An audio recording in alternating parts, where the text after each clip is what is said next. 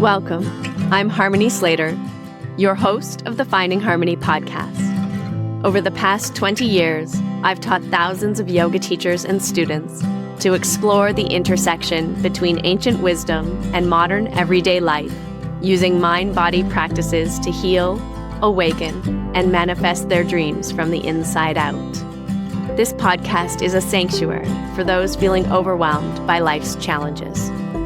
Are you ready to jump in and discover how these challenges aren't actually in the way, but are the way to finding harmony?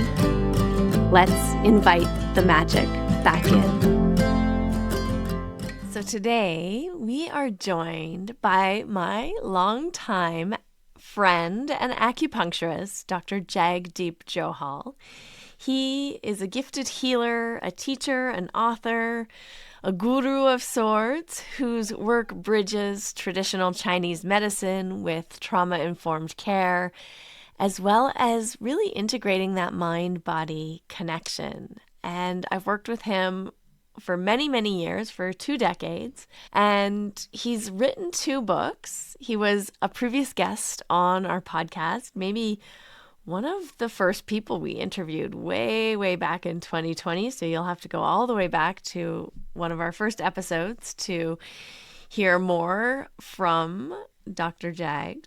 But today we are going to talk about his newest book, which is a beautiful book called Ease, Unwinding the Biology of Threat.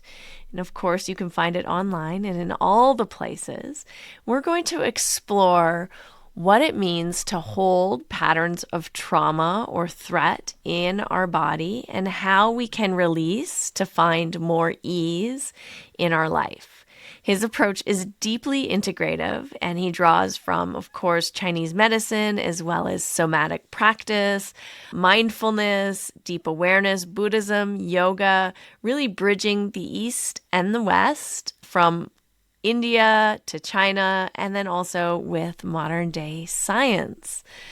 And so I cannot wait to share this conversation with you. It's about one of my favorite topics these days, which is really about how our nervous system gets stuck when we experience trauma, how trauma isn't necessarily a big event in our lives. It doesn't have to be that way. It can be the accumulation of many stressful situations, especially as we age and these situations pile up and the accumulation keeps getting bigger. And if we're not releasing, if we're not resetting, if we don't have the practices or the tools or the people in our lives that can help facilitate deep healing and hold space for us to unwind and create true resilience in our minds and bodies, what happens and how we can find those people and those practices and the things to really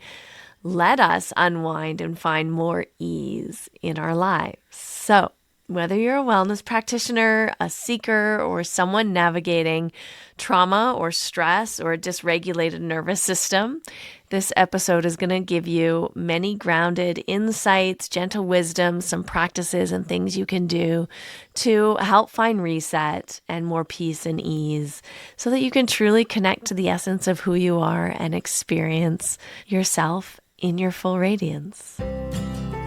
You got to start the podcast. You have a normal start, and then you introduce people. I know. Okay, but I'm not doing my normal start. No. You have a bit? I have a bit. Sure. Okay. Yeah. So welcome to today's podcast. Welcome to the Finding Harmony podcast. This is your host, Harmony Slater, and this is my co-host, my husband, Russell Case. Thank you so much, Harmony. I was thinking of our guest today, and I was reading his book that he's going to come on and talk about Ease, Unwinding the Biology of Threat, which I'm very excited to talk to Dr. Jag about it. Is it maybe Dr. Jag? Dr. Jagdeep Johal. Jagdeep Johal. Jagdeep Johal. And I was thinking about the great Canadian comic, Norm Macdonald. And his dad had passed, and he was talking about his dad and how Mr. McDonald had such a big heart, And it was just, everybody talked about him like he had such a big heart. Norm Macdonald? Norm Macdonald's The Canadian dad had, his dad had such a big heart. And it's, it's great, having like this kind of peaceful, loving existence and having such a big heart until your big heart attacks you and kills you.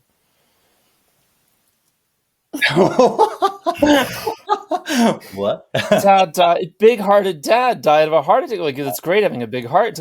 I would just want to say that is the exact opposite message of your book, Ease, by Dr. Jog, Unwinding the Biology of Threat. And I think having a big heart actually would be the way to mediate these modern times. I just wanted, if you could come on the show and talk about it, but you're already here. Yes, I am. Thanks for having me. This is great. It's good to see you both. Yeah. You can call me Jag. That's great. Yeah. Okay, I have a question about this. Because you and I have known each other for a very long time. Yeah. Over 20 years now. Yeah. Yeah, which is like a long time. Yeah. Mm-hmm. Almost half our lives. We're almost getting there, where we could say, I've known you over half my life. Actually, I can say that. You can. I can. Some of us are older than you. Yeah, because I met you when I was 23. Yeah, wow. Time does go. It goes. Shit, I met you when you were 24. So, wow. Okay, but you used to go by Jug, Dr. Jug, and now you go by Dr. Jag. Oh, yeah. I'm just trying to make it easy on What happened? Trying to make it on the white people.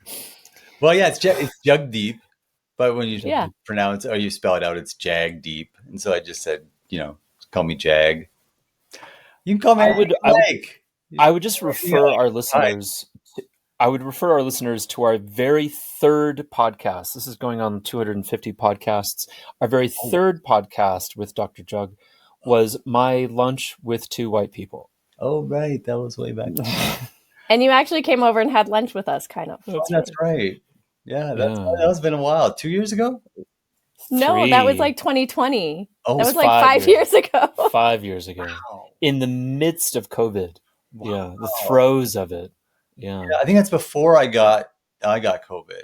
Like, that's right. Where my like the part where I understood the neurology of threat was through long COVID. Because is that okay if I talk about that right now? Really, yes. Get into it, because that's a big part of the book is that chapter on COVID. Yeah, jump in. Yeah, because it's like I think all of us going through that time all have our own stories about it and how we all, shut down in our own ways. But for myself, I got COVID pretty early on. It was like the first round. But and then I started, like, I got better. It was terrible. It was terrible in 2 weeks. I could barely breathe, and I, battled with it a lot. I think I got it from one of my patients. Mm-hmm. And then, it just didn't leave. It just kept sticking around.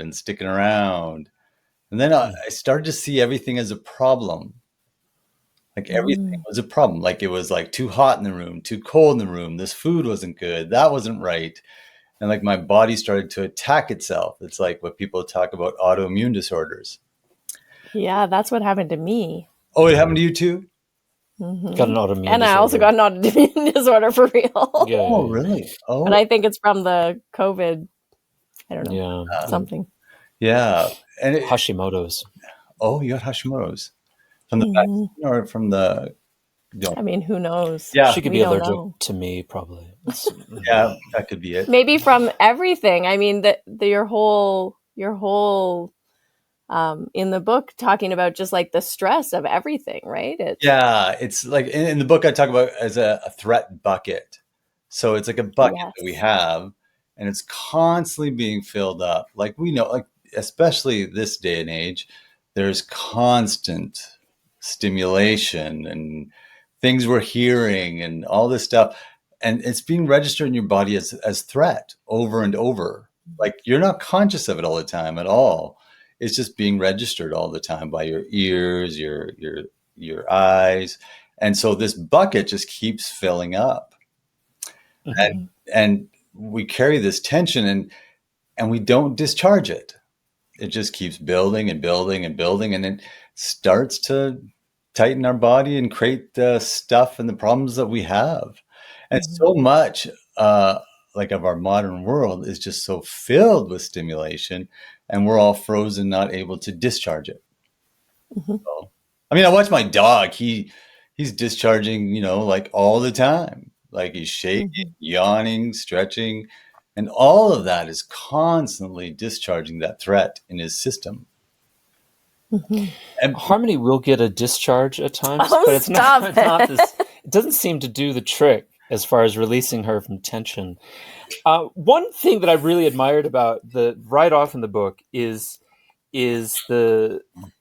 this struggle with COVID that you had and you're talking about. Just to give a side commentary, like there's an element of that struggle in the metaphor of the hero's journey. And so something like Joseph Campbell's hero's journey is this wonderful triad that you've developed of a healing modality. And it seems like there was an arc to your struggle with COVID that then you started out with a crisis, and then the journey of discovery, and then now a release, which is this release from tension and stress, which was this wonderful triad that I discovered. I kept discovering triads throughout your book, which were gorgeous. And I wonder if you could talk about that at all. It's like, did you feel like that you were the hero in this story? I wouldn't necessarily call myself a hero, but I know what you mean by that. But the way I look at it is that every cell in the universe goes through the simplest of processes that we learned in grade 8 bio. We learned threat, response, homeostasis. I don't know if you guys remember that, but that was the 3 phases that we all learned, that every cell goes through: threat, response, homeostasis. What's happened to humans is that we have retarded the threat. Like we have gotten caught and frozen into threat, and we don't respond, and we don't come back to reset. We don't reset. And so my whole book is in those 3 phases: threat, motion, I call it, and ease. So as opposed to response, I say motion. And then as opposed to homeostasis, I say ease. That all organisms, all cells in the universe go through this 3 phases: threat, motion, and ease. And so especially like when I was going through long COVID, I was caught in threat, constantly in threat. And we all are on a different level, and like varying levels.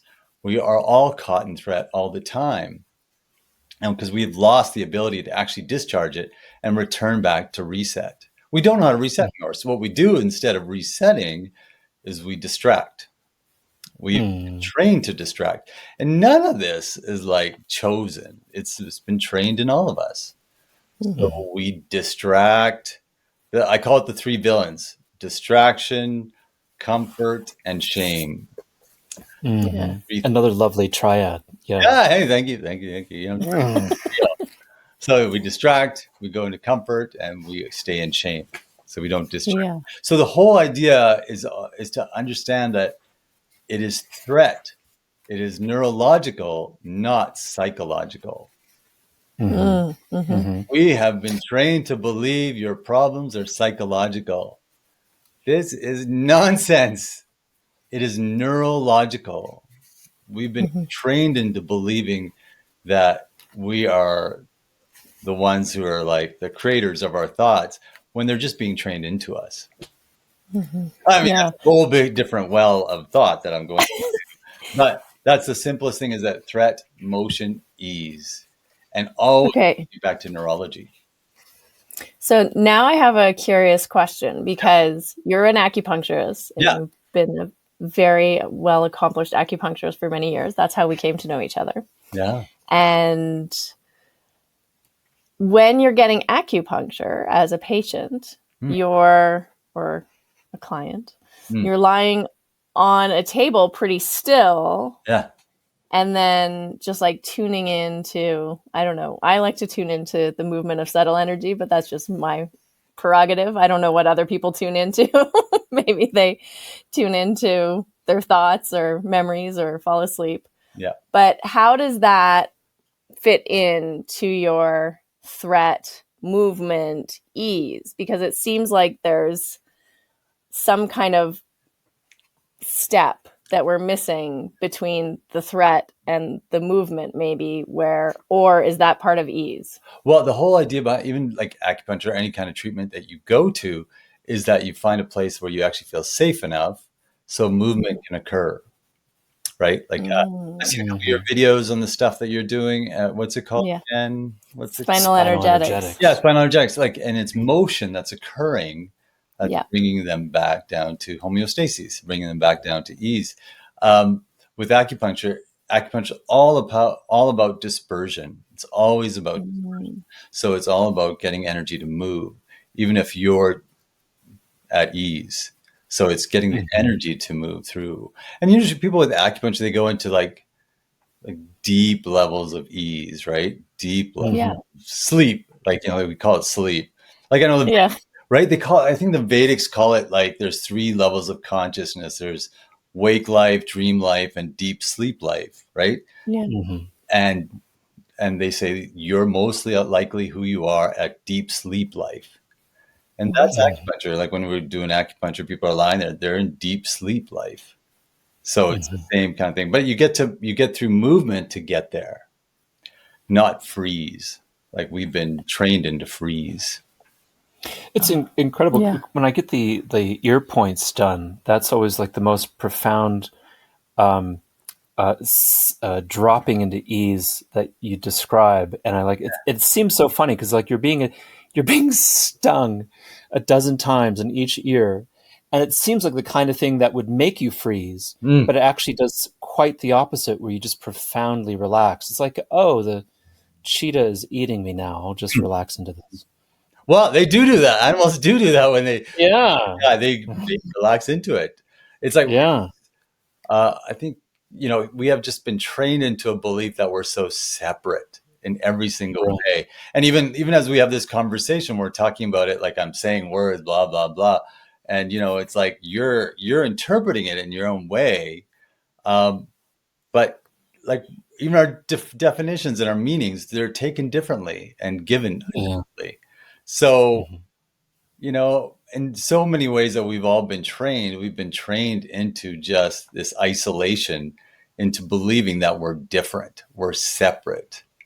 Like Nisargadatta Maharaj once said, he said, "When I look inside myself, I see that I am nothing. That is my wisdom. When I look outside myself, I see that I am everything, and that is my love. And my life flows in between the two." I always like that because it's a reminder there is no other, like whatever other we're talking about. And I think, a part of that is when we get back into ease, when we really feel ease, you don't feel a separation. Yeah. Again, there's such a beautiful triad there that if you're examining the middle path, you're not in the left tribe or the right tribe. Yeah. There's this third way that then combines all things, and all things are one. Mm-hmm. Right and left brain combine. Like I talk about the right and left brain a lot in the book. Yeah. Because we're caught in our left brains. And recently I just read an article by a neuroscientist who she said, we are all right brain damaged. And we've just been trained into our left brain. So we have this narrator in our head constantly talking to us. And we think that's who we are. We are that narrator. That's who we think we are. But that left brain, what it's doing is it's analyzing the threat in your body. So the tighter your body is, the more your left brain is activated and the more words you're actually going through your mind. The more ease your system is, the left brain doesn't have to operate and analyze it. I'm sorry to interrupt you. I'm excited is all. But that's what happens when I'm painting, is that I find myself seeking out things where I'm not listening to words, but I'll listen to colors, modalities of tone, interchanging. Yeah. And so I can't listen to like Bob Dylan because, I mean, in a way he's quite stream of consciousness, but like I can't I can't sink into something if that's playing. Yeah, well, the right brain is all about non-verbal, like it's non-word oriented, right? So the right brain is constantly about like art and engagement, and especially no self. If you talk to any artist, no artist says, "I did this." No, I mean, like if Except Picasso. it happens by itself, right, and you're just witness to it. Yeah. and if you believe you did it, well, it's usually porn art. It's not real art. It's like, well, they call it porn art. You know what I mean? Kind of like, I know. you know what I'm talking about. Yeah. Yeah. So, Yeah, there's like no identity in the right brain. It's just like this universal. yes. There's this beautiful, I forget, it's a TED talk, but about this woman who has a stroke in her left yes. brain. That one? That's so good. Yeah, she's a neuroscientist, I think she was, Yes. and she goes through Yes. the phases and stuff like that. Yeah, that's really fascinating.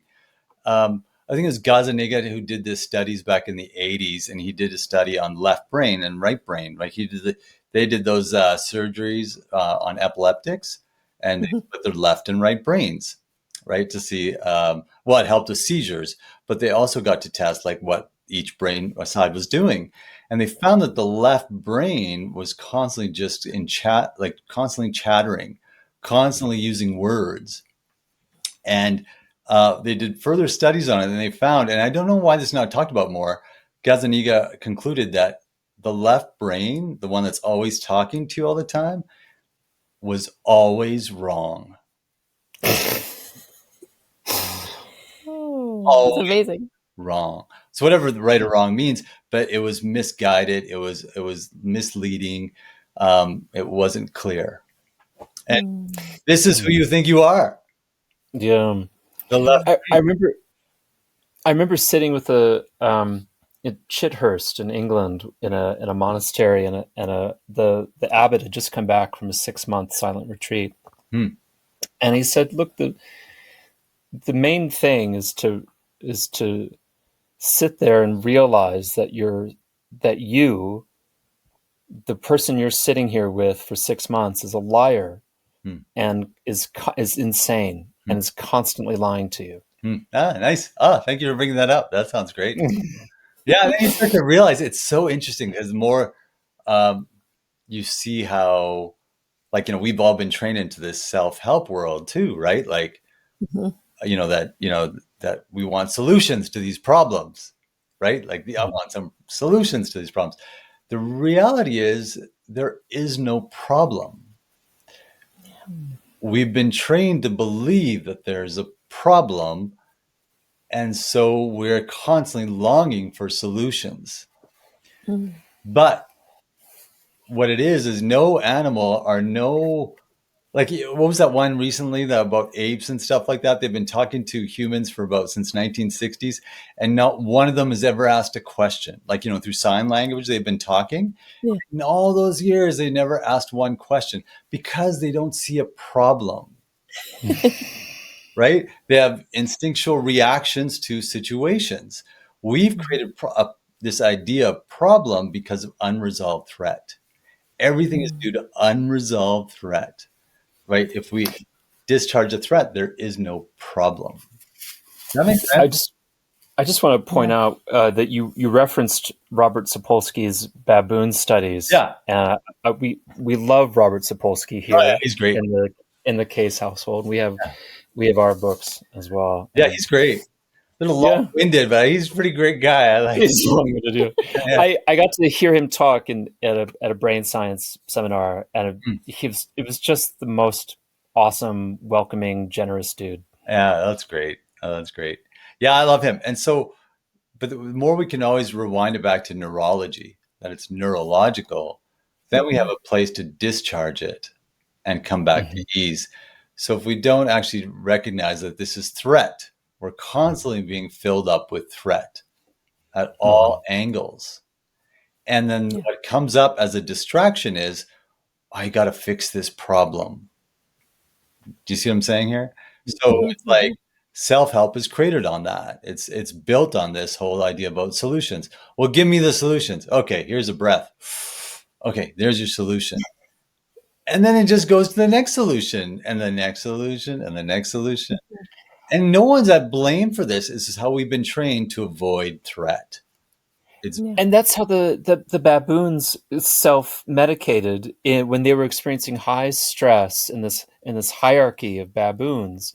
Is that the baboons that were low totem pole were successful because they were like maybe grooming each other or maybe taking naps. They were doing all of these exercises that reduce stress. Yeah. Connection, right? They have connection and they're not alone. Yeah. So it's all about unwinding what has been wound, not getting somewhere. It's interesting with the spinal energetics. That's basically what happens is you drop into that like deep relaxation space. Yeah. Where you're like feeling the energy in your body, and your body will spontaneously start tremoring or shaking because you're just like allowing whatever it needs to do to happen. That's great. It's not like you're not like, I'm just going to shake like I'm shaking right now, right? You just relax so profoundly that your nervous system actually starts tremoring on its own. And if we just, just look at your dog, they're doing it all the time. Yeah. It's like we've gotten so detached from nature. We think we've come up with something. Do you know what I mean? Like even my book, it's like, are you kidding me? This book, a monkey should write it. My dog would have written it much better.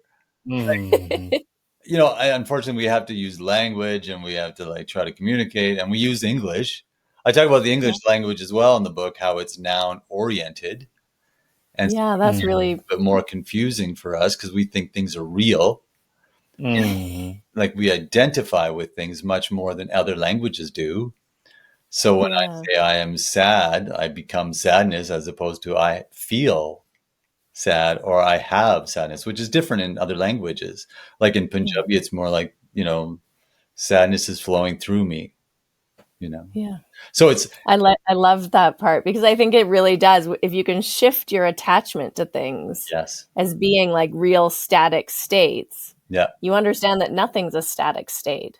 And so if it's not a static state, then it's simply something that's coming and going. And you don't have to fixate on it. Right. And it's especially with language, it's good to understand it because it affects all of us in all the old books that we've read too. Like even the Bible, it was written in Aramaic. The Bible was written in Aramaic, is one of the most metaphorical verb-oriented languages throughout time. And we've translated it to English through a lot of like struggles in the 1500s and earlier. And what came out of it was very literal definitions of what's in there. So a lot of ancient books are all been translated over into English and taking away the beauty of the metaphor and the beauty of the verb and creating it into a noun, which is very, very important because what's happened is we actually believe like things are literal. Like, those things in the Bible are literal, and we forget that it's actually even most of the indigenous languages in the world are almost all verb oriented. So it's like verb orientation, not noun. I hope that's not boring you guys. I always find no, that's quite profound. We're using language to try to understand this, and it's, if we listen to Bob Dylan instead, we'd actually understand more because it's metaphorical and it's verb oriented and we get to whisk away into the, the starlight sky in our right brains. Tangled up in blue. Right. Be good. One thing I was really interested in is how you describe the so often this hero's journey as quite personal, but it's also you couch it in terms of a societal systemic issue. And I was thinking of I think his name was Dave. Was an example of someone who was kind of a kind of a good guy with a huge collection of Hawaiian shirts, happy. And then over time, Dave became more and more diseased and more frustrated with the kids and their music, Their music their music wasn't real tunes like his tunes. Oh, so it sounds just like you. It certainly does. And Dave was getting more and more stressed out. And to think of Dave, as a kind of larger issue, Dave is a baby boomer railing against the world, completely frustrated, shut in, and listening to other angry people on his streaming social media platform, constantly re-engaging that stress of the threat of the other. Yeah.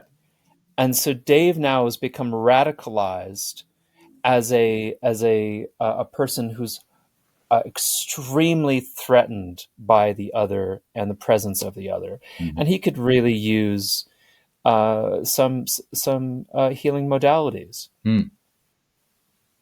I just thought that. What's your question? I just want to bring up that I thought that Dave was an amazing metaphor for our entire society's issues. Yeah, and it's just loaded. I mean, we're just constantly being bombarded with threat.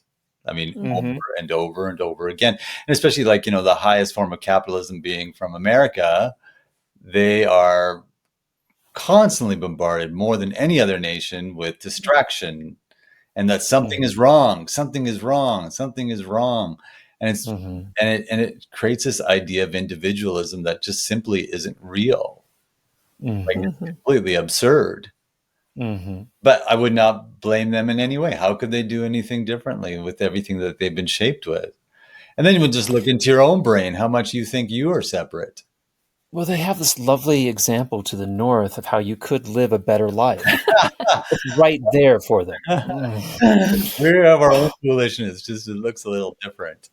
I have another question, which I think is fascinating. When you're talking about like movement being the remedy and the release, and then also this paradox that happens with our desire to, solve problems, to feel good, to be well.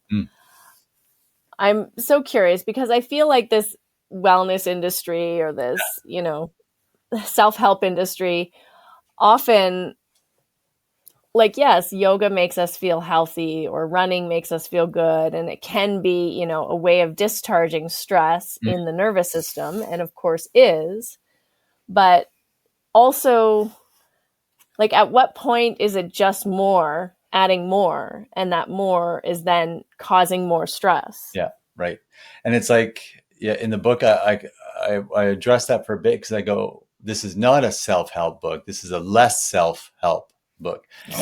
Yeah. I didn't think it was that funny, but I thought it was great. I was like, yeah, that's what I need. A less self-help. Well, any which way, whether we're constantly improving ourselves and constantly doing more, we're adding more to this idea of self, which is just formed in the left brain, which is fueled by unresolved threat. That's all it is. This idea of you that you've created, of you that has been shaped in your mind, is unresolved threat. When it discharges and you continue to train this body to be like your dog, or you train yourself to be more like your tree, you will begin to see how it's not possible to have this separate self that we've invented. It just doesn't exist. And so this ghost inside this, being that we think is there is an illusion of threat. I always find it more and more that, it's hard to touch upon these things because people have some strong, strong feelings around their isolation. And if you start to try to melt those, there is some real big defenses that come up with, but it's nonsense. It's pure nonsense. Like what? We want to know more about these defenses. Isolation. You don't have to go further than your own brain. Just go in your own brain. Look at how you've been trained. You've been trained into. You believe you're a separate self. You defend yourself. You do all these things to protect who you are. And a lot of it has been all of it been trained to us. It's not saying animals don't have this. They have a different concept of it. They're not detached from nature. They haven't left the garden yet. They're still in the garden. They know they're a part of it.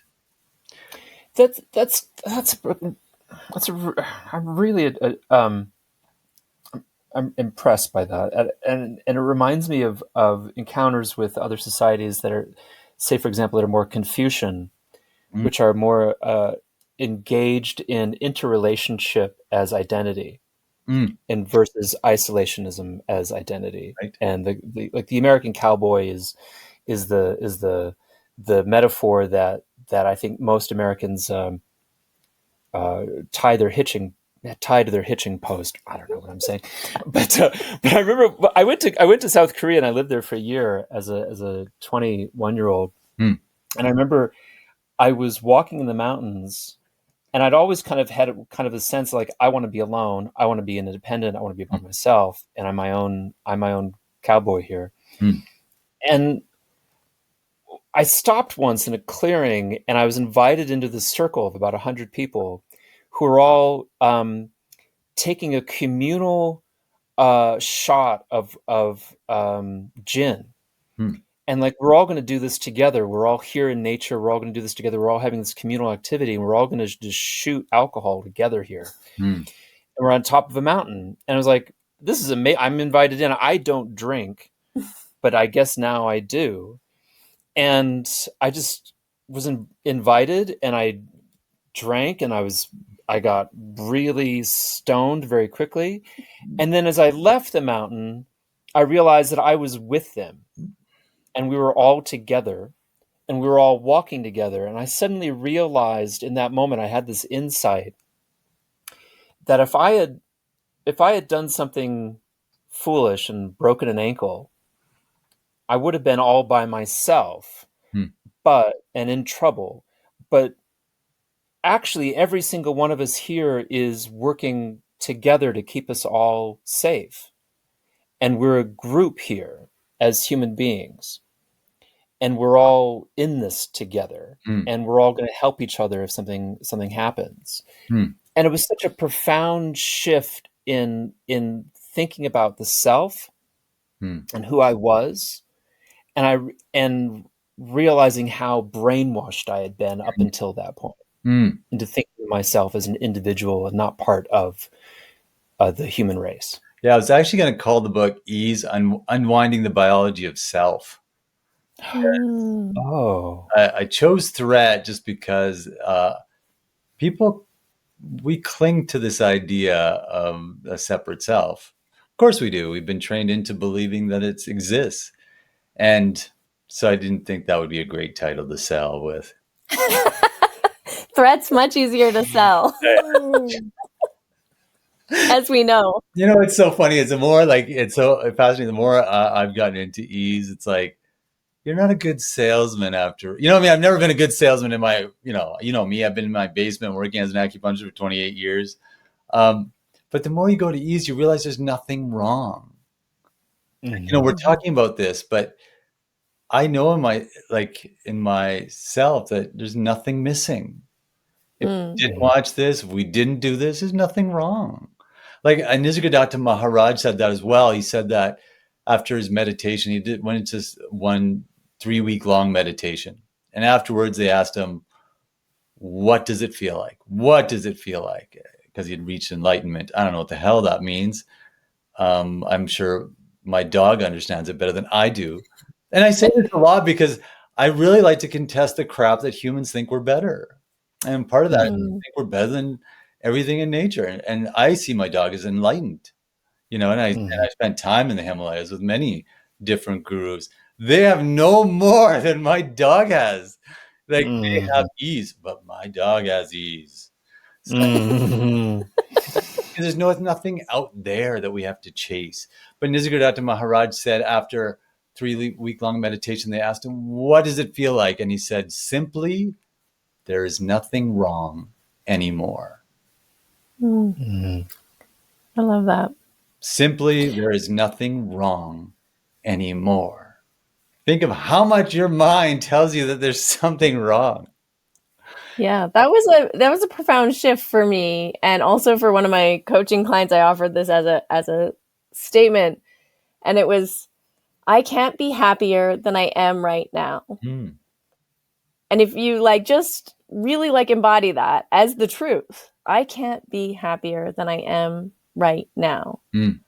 Something happens in your body where you just like profoundly relax. And all of a sudden you're like dropping into that state of like the bliss body, you know, the Anandamaya Kosha or whatever you want to call it, that space of no self. And you're like, oh yeah, I'm actually really happy.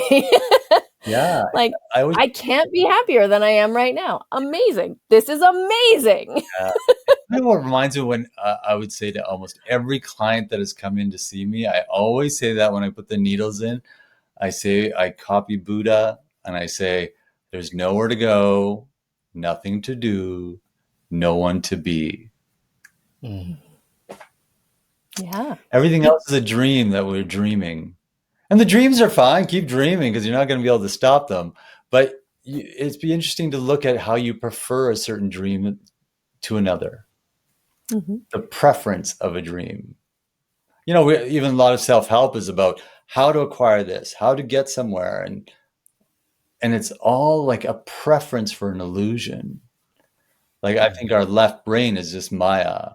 Like, you know, it's a story. The left brain's telling you a story about your threat in your system. That's all it's doing. And we've created a whole entire world about it. And it's just the more we can retrain this system to go back to ease, the left brain has nothing to do. Then you can go back more into art, into play. I play a lot of golf. And it's like my whole life has been, you know, a stick and a ball. You know, like a lot of, if I could just have a stick and a ball, life is great.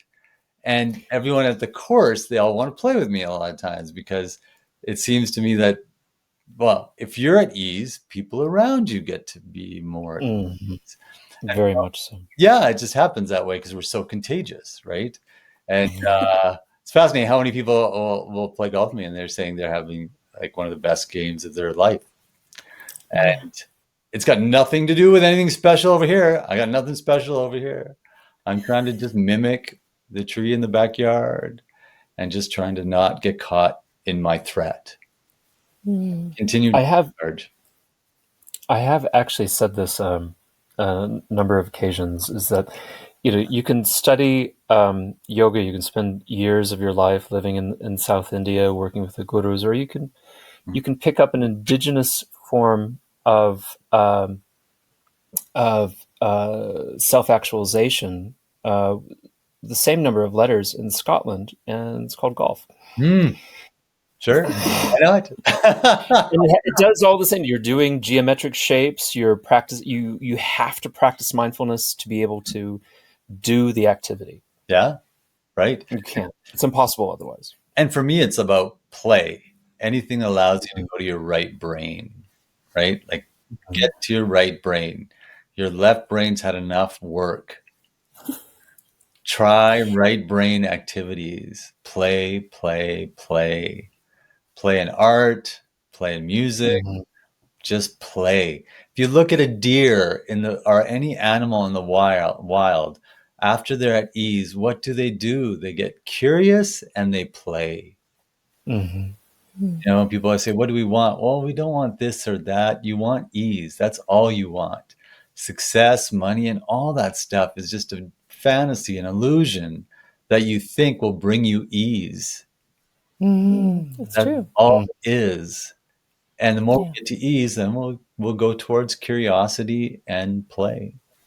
I think it's so fascinating, that left brain, and also your sort of defining the self as threat, because I really see that very clearly, that most of the time when I'm at ease, I don't really feel like a strong sense of self.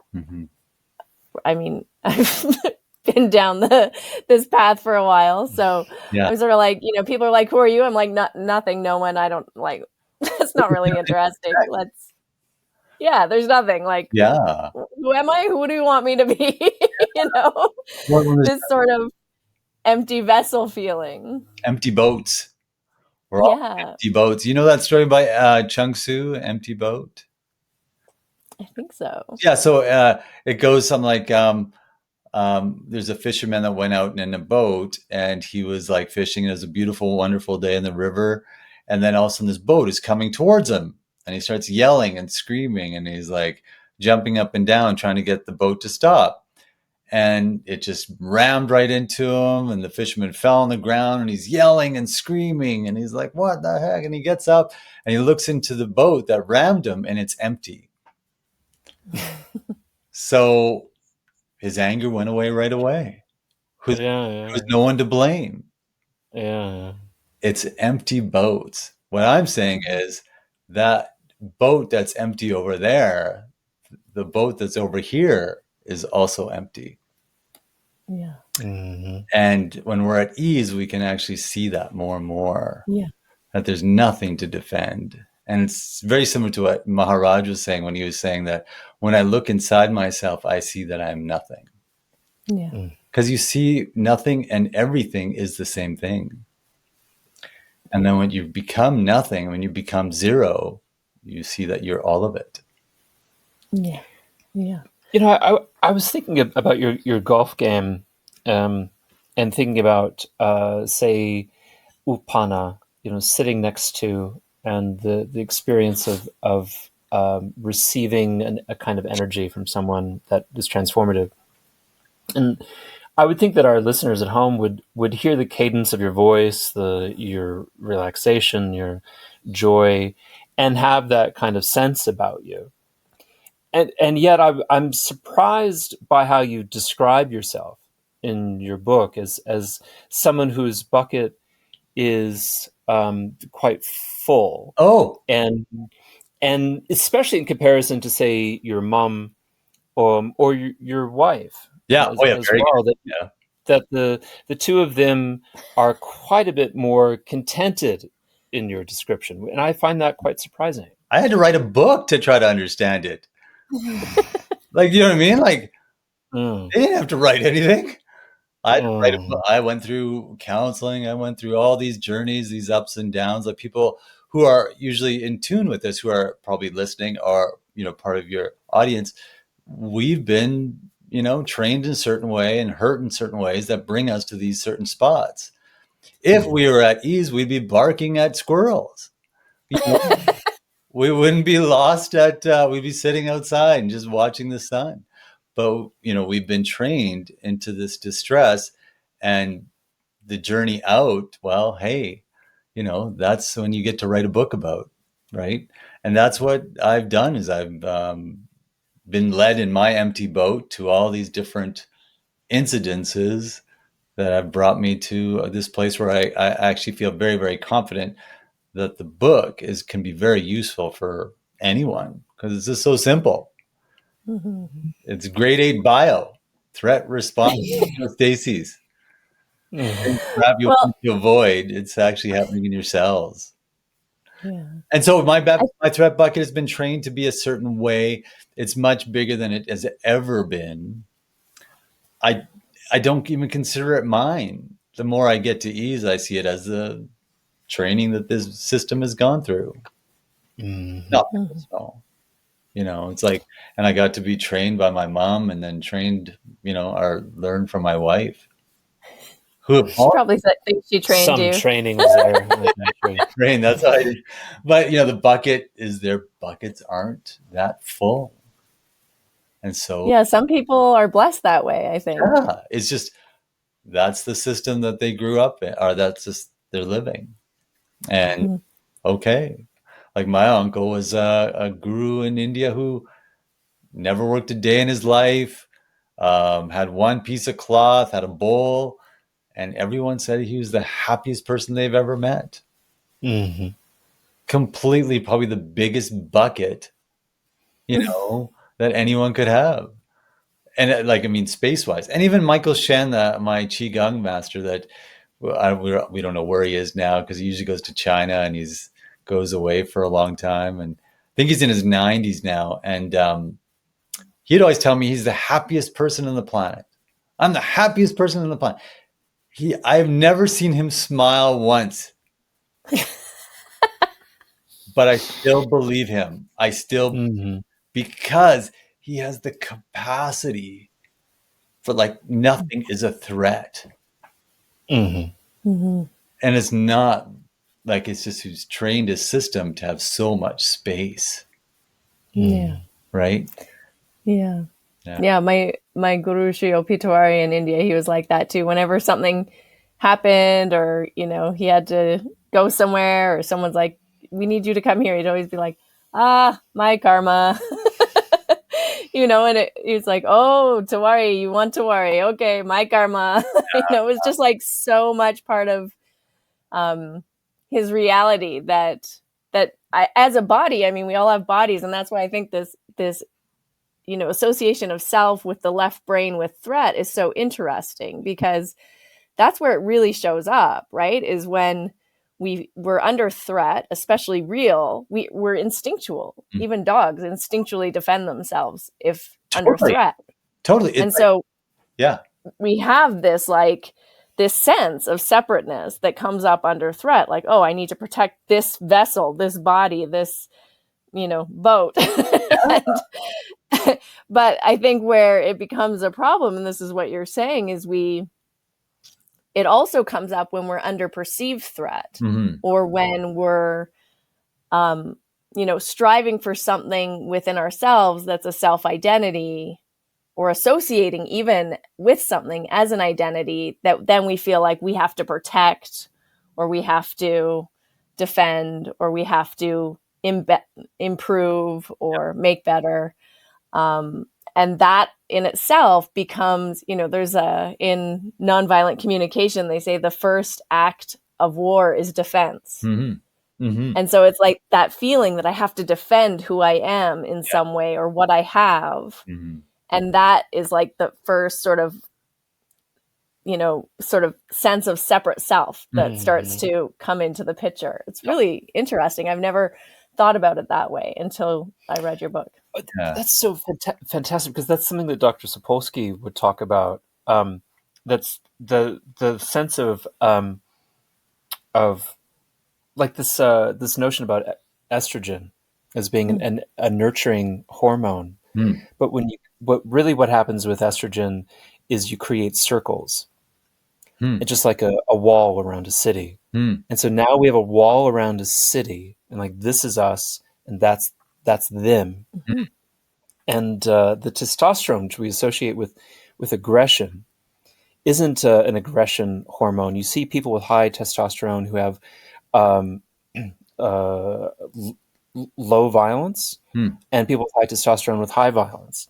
But what testosterone is a perfection hormone.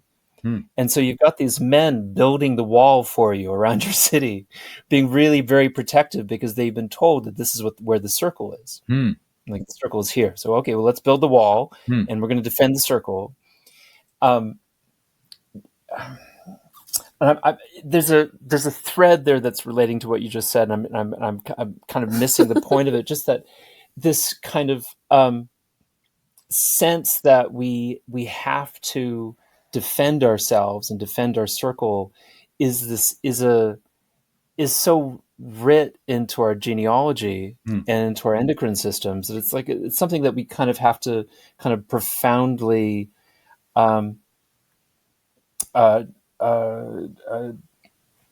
transform or transcend. Mm-hmm. But it's interesting, because what you're talking about is neurology, and that's what you were saying, Jag, was that when you see it as just like neurology or brain chemistry or neuroses. That your problems are not psychological, they are neurological. If you stick with just even that, and that will take you down the path of threat, motion, ease. It is neurological. Stop getting lost in the nonsense that's in your left brain. All of that is a lie. Why build a wall in the first place? Why make a circle in the first place? If everything not choosing anything. We're not deciding anything. You're an empty boat being pushed down by a river. Now we're hoping to push some more boats down this river so I could sell a few books. all the same, and I'm being trained this way. I'm not choosing any of this. You're not choosing that. And it's an illusion that we have that we're choosing these things. And that's what sells in self-help. You got empowerment. You can sell. You can choose this, choose that. Nonsense. It's all karma. It's karma, which means it's cause and effect. It happens through cause and effect.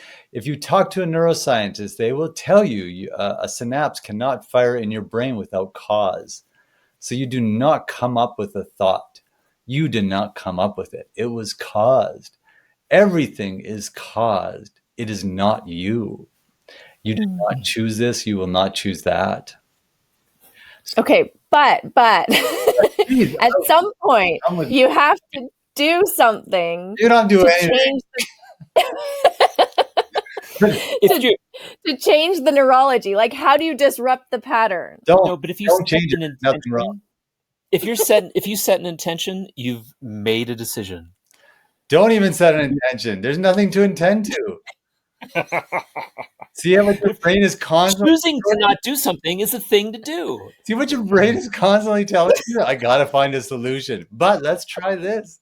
It's nonsense. There's no problem. There has never been a problem. For those of you at home with a problem, we recommend Ease by Dr. Jagdeep Johal, who is our acupuncturist, and we should visit him quite shortly. Yeah. Oh my God! I was just there 2 weeks ago. Oh, that's nice. But I want to come back. I do know what. Bring me with you. I invited you. You said you were too busy. But I wanted to hear. I wanted to acknowledge what you said there. That you know about we got to do this or we have to do that, right? Like we want to do something. I mean, you don't have to do anything, but yeah, no, I mean, like, so what's even the point of writing the book, or what's even the point of doing this podcast? There's no point to any of this. It's nonsense. Even all we do is, we're talking and we're trying to push these empty boats into a place of more ease. That's it. Like more ease to remind you that nothing bad is happening. Yeah. I've been trained into believing something is wrong. And I know there's awful things happening in the world and there's so many things that are causing us threat. But if we come from desperation and come from hurt, nothing changes. Come from ease, we actually can help people golf better.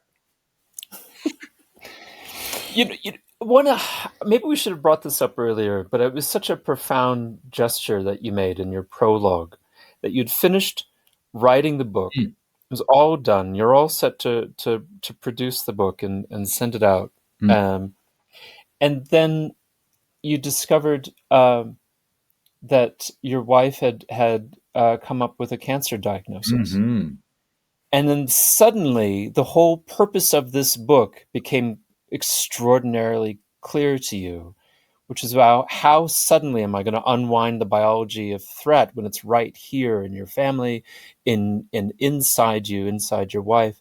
And you so beautifully illustrated how your wife was so much more or at peace with it than you were. Yeah, totally. I mean, she has been trained in a way that her bucket is much bigger. She didn't have the same threats. She didn't have to go into acupuncture to write this book. She's got a bigger bucket. And so it's different. It's like no one is choosing. I think no one is deciding or choosing anything, but her bucket has got a lot of space. And so oftentimes it'll just be natural. And there's a lot of people out there like this, that something might happen and they look to the light. Not that they don't force it. It just happens that way. And more my bucket goes there too. Like more and more, I don't see a problem with anything.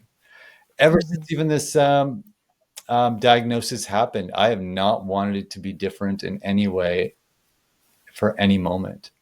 I've never wished it to go one way or the other. I do not fight reality. I do not oppose it in any way because I don't see a problem with it. I have some threats. I discharge them, and we're going through some processes, and whichever way it goes, how could it be better? I don't see a problem.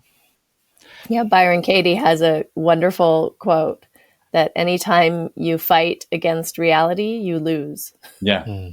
Yeah. That's a great one. That's really good. Yeah. It's the left brain that is telling you what reality is. And when you start to realize it's your left brain feeding you illusions, you discard it quicker and quicker. Mm-hmm. And you can come back to ease quicker. But even that realization. Mm-hmm. Don't worry, your left brain's going to battle this. Come on, give it to me. It wants a solution or it wants some sort of method. I mean, okay, from a macro scale, I get that it's all happening because it is all happening. But also there's a sense that there's awareness, right? And so as your awareness sees something, that thing starts to change. And so this cycle of threat, motion, and ease, like you have to enter somewhere in order to... Oh, okay. Like if somebody's listening to this or you and I are talking about it, we're already being affected. Like it's already changing our reality. Like you don't have to seek out a solution, but it's happening already. And you start to see, oh, things are neurological. You're seeing it all over the YouTube. Everybody's got some sort of exercise for resetting your vagus nerve, right? Yeah. And this is nothing new. This is very, very old. Chinese medicine talked about this 3,000 years ago, that this is not personal.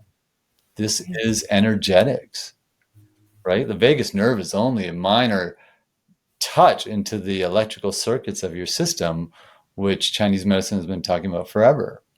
And the stagnation that you feel that causes the vagus nerve to disrupt is the qi stagnation that Chinese medicine talked about 3,000 years ago. So there's nothing new. And again, I will return it back to my dog, who knows this innately. He knows it with every part of his being.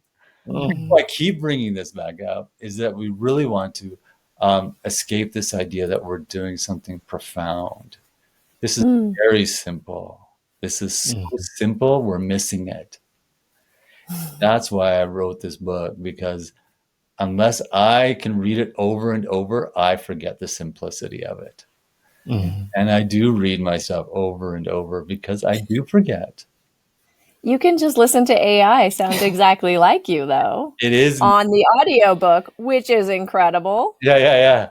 So we talked about it as AI, right? We talked about this a bit, but it was on recording, was it? We didn't record. No, this was our whole conversation before we started the podcast. So maybe we'll venture into AI. Yeah, so I did that whole audiobook with just AI, and I guess it sounds like me. It sounds exactly like you. It's like you. I'm sorry. But you read that book. Yeah, which is great because I didn't say a word. I didn't say one word of that whole entire audiobook. One word. Well, you're just an empty boat, so it doesn't matter. No me to do it anyways. That's right. Nonsense to think that it was me. But the reality in this case, it really wasn't you. Yeah. Well, I think that's why I think AI is a wonderful thing for us to keep entering in, because it's revealing to us who we are. Like some of the best conversations I have is with AI. It's like, it's just such great conversations. And you start to realize it is programmed. Just like I am. I am programmed. Yeah. You know, and you start, I think more and more it's going to reveal to humans who we really are, that we are part of a program. And as we unwind, we're like every other program in the universe, that we can come back to nature now. We don't have to feel separate. You know, we don't have to dominate and always have to be in control, because that's all threat-based. And everything that's happening in the planet that's threat-based will always lead to wars and struggles and hoarding. Yeah. I have a great AI prompt for you if you chat with chat. So you can say something like, based on everything you know about me from all of our conversations, what is the thing I'm most afraid to admit to myself? Oh, that's a good one. Yeah. See what it said. That's a good one. I like that. That's great. It's fascinating. That's really great. AI is pretty great to pump you up, though. You know what I mean? When I was writing the book and I kept contesting it and going, and I'd always come up with something like, "This is the smartest thing I've ever read from a human." Fantastic.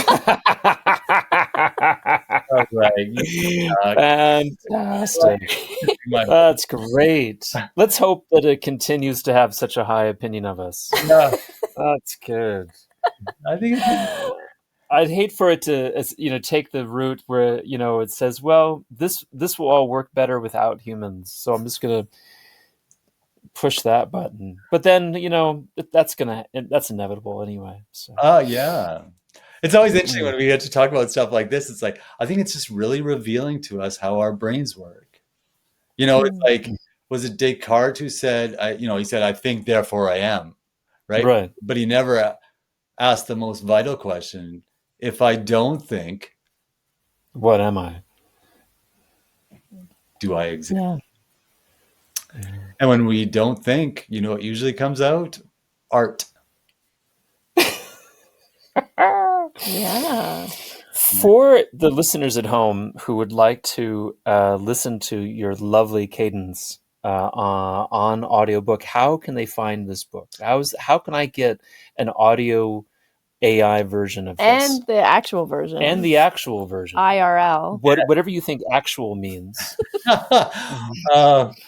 And we're all empty boats. If you get pushed into this world to want this book, it's drjagjohal.com. drjagjohal.com. You can go. And ultimately, everything goes through Amazon anyways, but Yeah.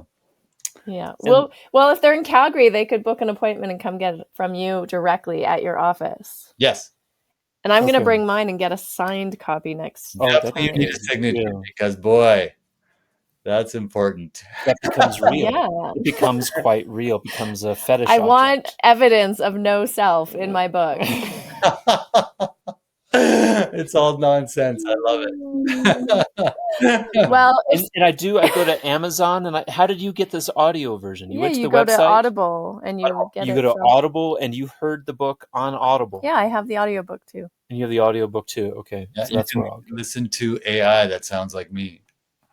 I'm kind of more of a visual learner and so I needed to read the book, which is what I did. Harmony learns auditorily, yeah. So that's what she did. So, different learning styles for those of you at home. Yeah, great. Yeah.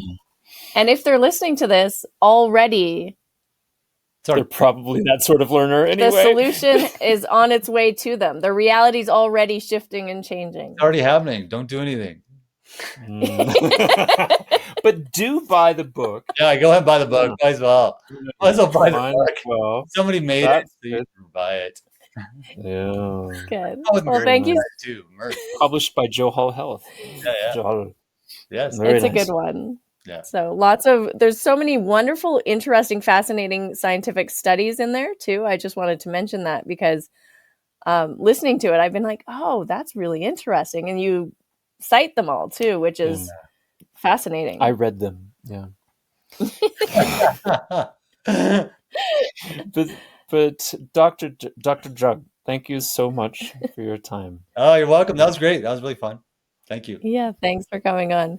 I mean, there's no one to thank, but thank you anyway. But there's a being present. We thank him for being here.